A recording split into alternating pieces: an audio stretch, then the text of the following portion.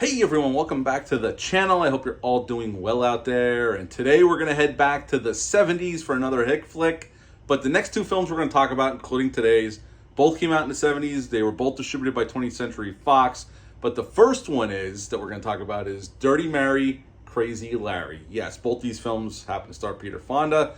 Now, before we get into this review, do me a favor, like, comment, and subscribe. Join me here. I would appreciate that. Also, as always, a shameless plug for my TeePublic page. It'll be a link in the description box below. And today we're going to talk about one of these double features, which is Dirty Mary, Crazy Larry. This is a double feature disc put out by Scream Factory. These both got separate DVD discs back in the day by Anchor Bay.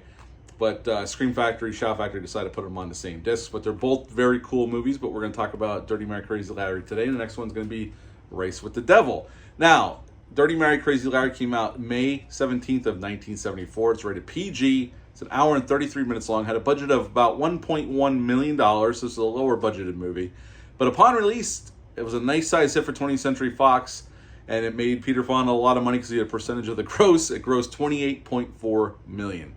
Now, they brought in an English director to direct this film. John Huff came in to direct this film. He was kind of like a journeyman director, but he's definitely directed some really cool stuff. One in particular is The Legend of Hell House. He was just coming off of The Legend of Hell House in '73, and he came in to direct this one. And The Legend of Hell House is a pretty awesome haunted house flick. Roddy McDowall's in that film. Roddy McDowall's in this film, matter of fact, but in a smaller role.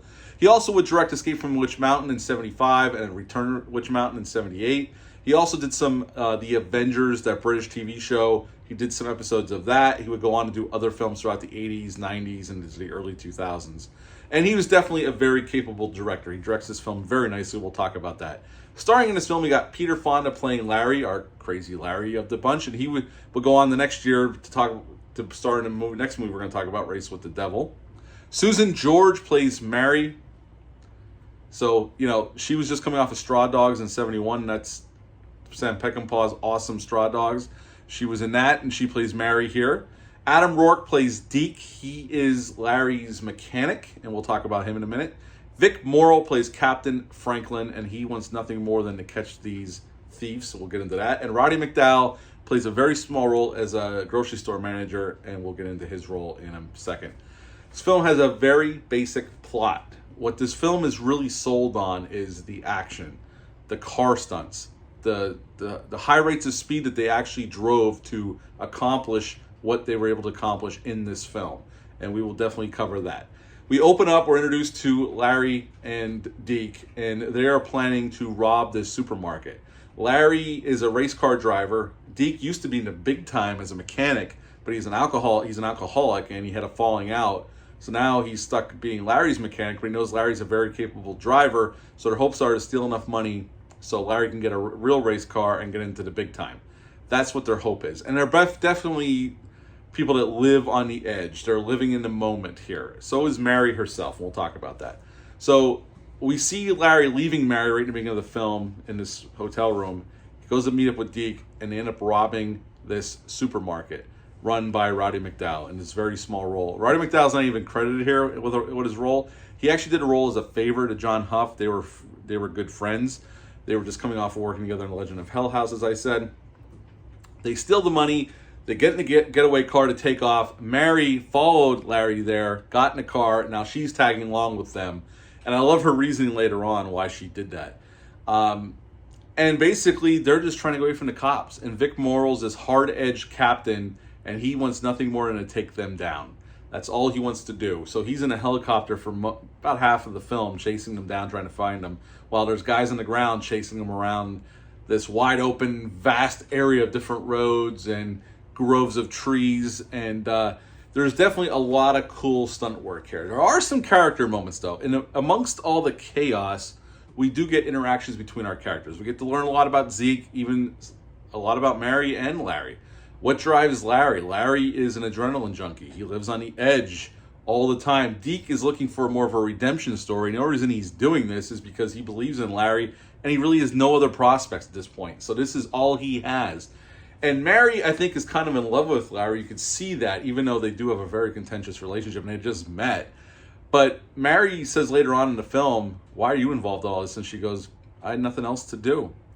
And that's basically encapsulates these three characters. They're just living in the moment. They're not thinking about tomorrow. Besides, Larry's just trying to get money to build a real race car so he can get in the big time. But other than that, I mean, he's just an adrenaline junkie and his pedals to the metal all the time.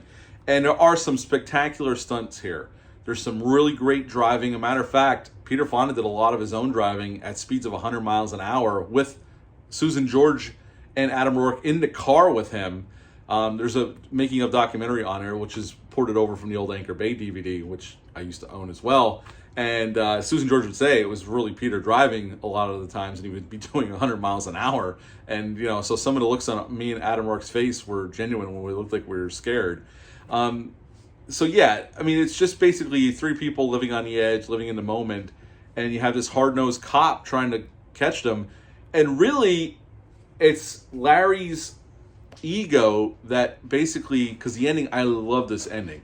It's his ego that is why they fail and they ultimately end up dying. They're celebrating in the car.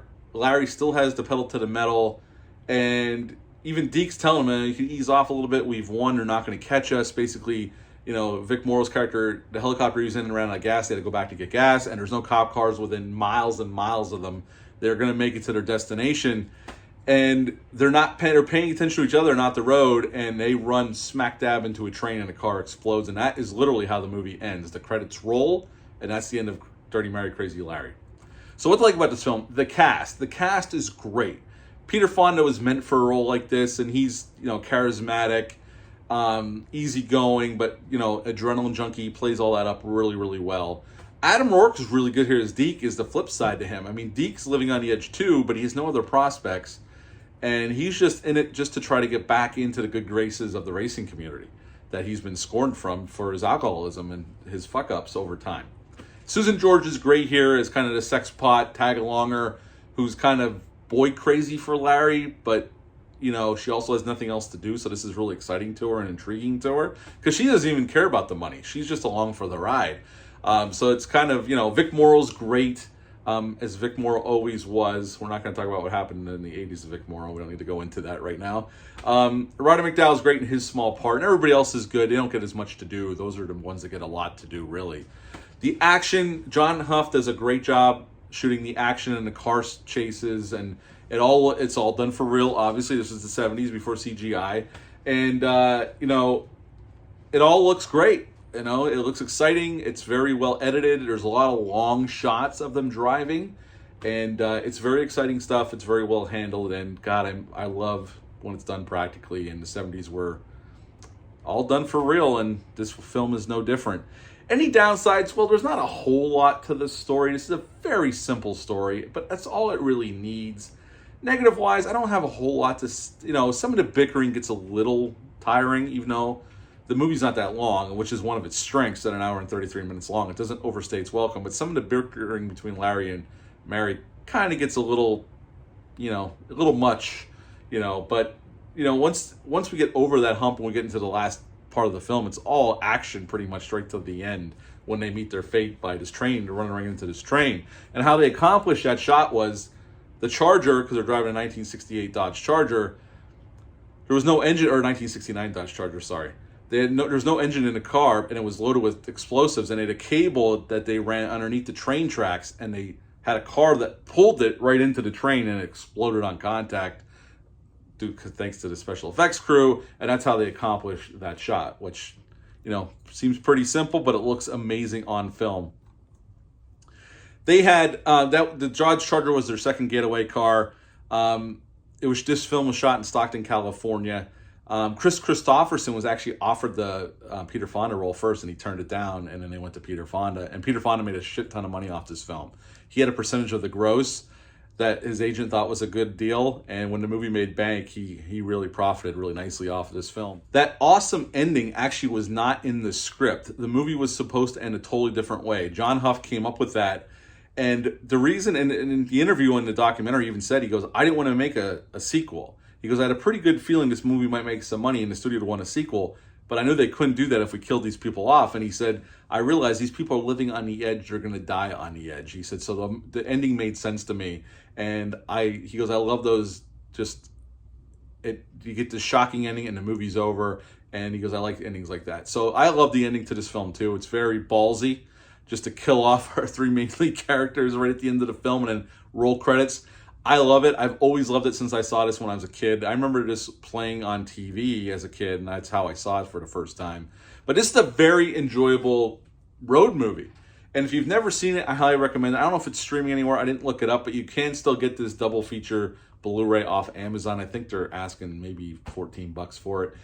If you've never seen Race with the Devil, I'm going to be doing that one next, so come on back and listen to that review as well. But if you like these films, this is definitely worth picking up. The transfer is pretty decent, and they ported over to old special features from the Anchor Bay DVDs. So at the end of the day, I would give Dirty Mary, Crazy Larry a solid 8 out of 10. 8 out of 10 for this film. Have you ever seen it or even heard of it? Leave a comment down below. Let me know. Hit the thumbs up. Hit the subscribe button. Share this video. I greatly would appreciate that. I'll be back soon with that review for Race with the Devil, but till next time, bye.